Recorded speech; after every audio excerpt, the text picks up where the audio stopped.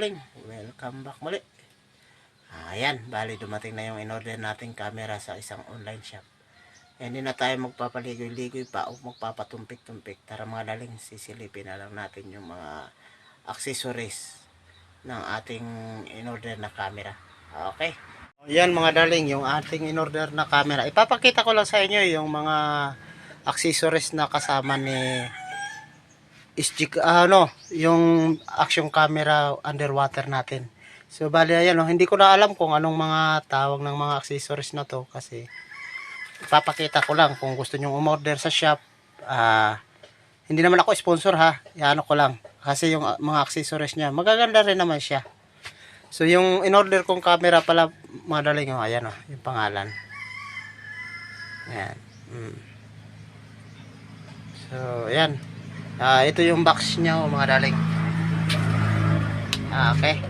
Kung nakikita nyo yan. Ayan. Supremo Air 5K Action Camera. Okay. Ayan. So in-order natin sa isang store. Mayroon siya nakalagay free wireless remote control to batteries for extra backup.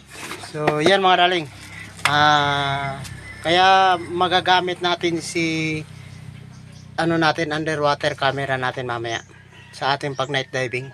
Susubukan natin kasi hindi ko pa kabisado ang settings nito. Pagpipilian natin siya kung anong magandang kulay o linaw ng camera. So yan mga daling, abangan na lang natin mamaya sa unang sabak ni Supremo. O nga pala, yan yung dalawang sticker, kakabit natin to sa motor. Okay, mga accessories. Yung isang battery pala dito mga daling, magtataka kayo, dalawa pero isa lang. Andon chinarge ko na kasi lowbat siya. Nagtaka ako bakit ayaw pumower, yung pala lowbat. Nung sinubukan ko yung isa, okay, gumana, kaya ayun, nakacharge siya. Kung tatanungin nyo, walang kasamang charger to. Sa 2,800 plus, wala siyang kasamang charger. USB cable lang meron siya, pero yung charger wala.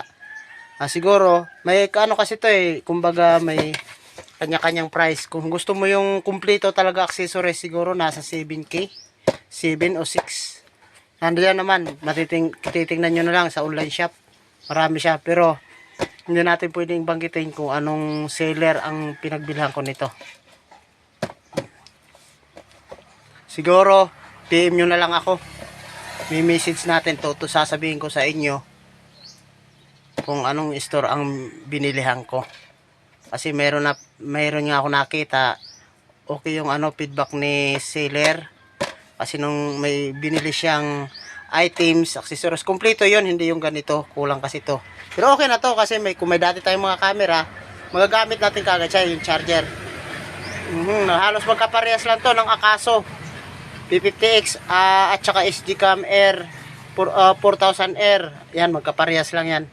Kaya ang charger na ginagamit ko, isa lang din kahit wala siyang charger na kasama.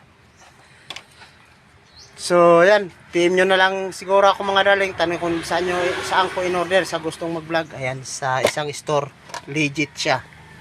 Kasi maganda nga yung feedback niya, para hindi masayang yung pera, yung gaya natin na kagaya ko rin na bagong mag-vlog. Matagal na kami kasi hindi pa tayo nakakasahod, nakatatlong camera na tayo. Pero kahit sabi nakatatlong camera, sa pang-ulam, nakakaulam tayo, sawa-sawa sa ulam. So yan nga madaling, dahil mamaya night diving tayo kasama sila Darling Father and Sun Fishing TV, si Darling Kabugsay TV, si Bongbong at saka ako. So yan mga daling, subukan natin yung ating Supremo camera, kung ano ba siya, maganda ba o ano. Okay. So yan mga daling, bali nandito na tayo sa spot. Lulusong na tayo, nandun na yung mga kasama natin. So ngayon, panibagong kumbaga ngayon natin masusubukan yung aking bagong camera. So, malaki yung low tide ngayon. Ayan yung akad ito na yung pinakalaki, kung makikita yung akad. Ayan, makita natin yan kasi ang low tide yan lagpas pa. So yan, Baka na lang natin mga dalig. Ano yung mga papapana natin. Lulusong na tayo.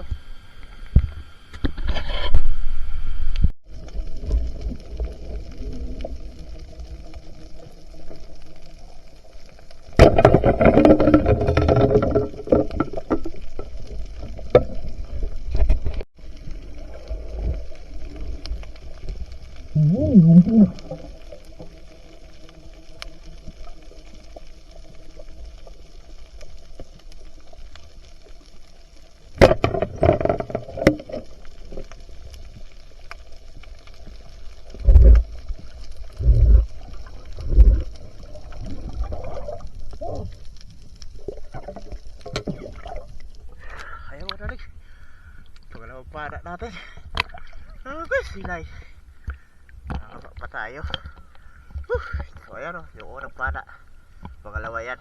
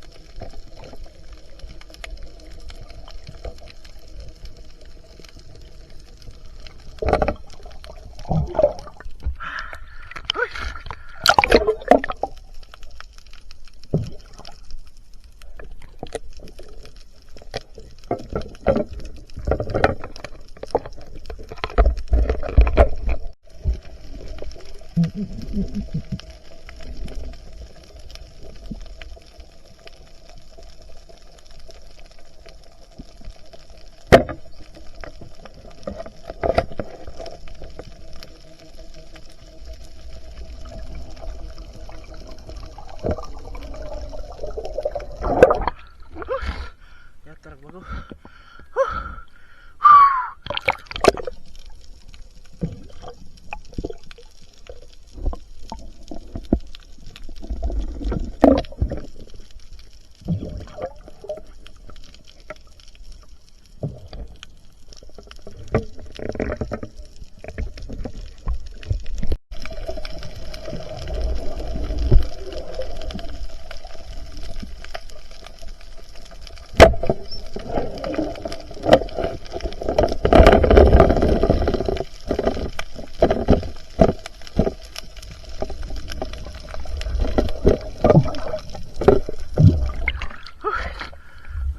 Dagit. Good sizes na. Laki ng alon. Sumasayo yung ilalim. Banat lang cool.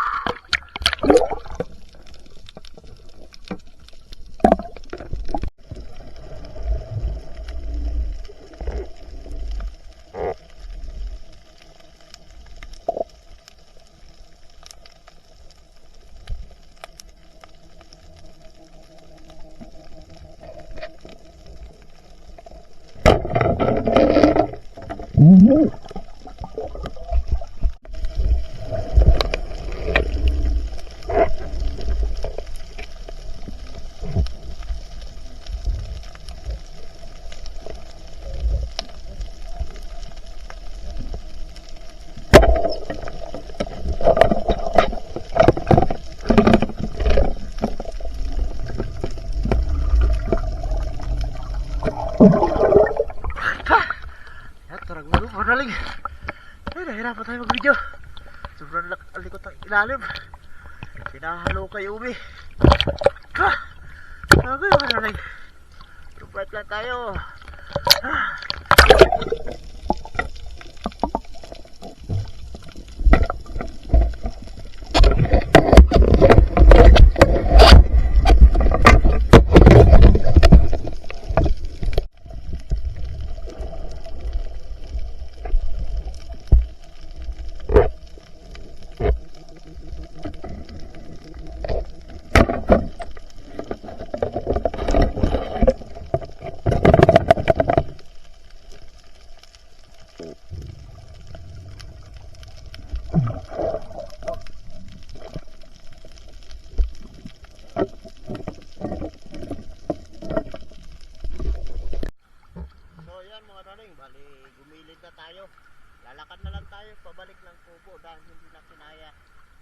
Sobrang lakas ng agos at saka yung ilalim parang hinahalukay.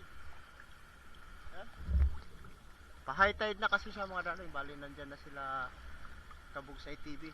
Darling Kabugsay TV, si Darling Bungbong Masamayor. So humabol pala si Darling Father and Son Fishing TV. Sumama din pala mga darling. Kasi maaga naman daw niya napuntahan yung mga lakad niya. Kaya nakasama. So one dive lang tayo. Ayan o, bigilid na ako. Dito tayo sa may barangay Malubago. Hindi na kinaya sungsungin yung agos mga darling dahil ang lakas ng agos sa amin dito tumaob. Kaya lalakarin na lang namin pabalik. So pwede pa naman maglakad sa mabuhangin kasi ano, hindi pa naman totally kalakihan ng agos. So doon na lang natin susulitin. Pagdating sa kubo mga darling yung huli natin. Okay, nandun na sila oh, kahit gilid na. Hindi kakayanin talaga, sobrang lakas ng agos yung current. Pagod ya.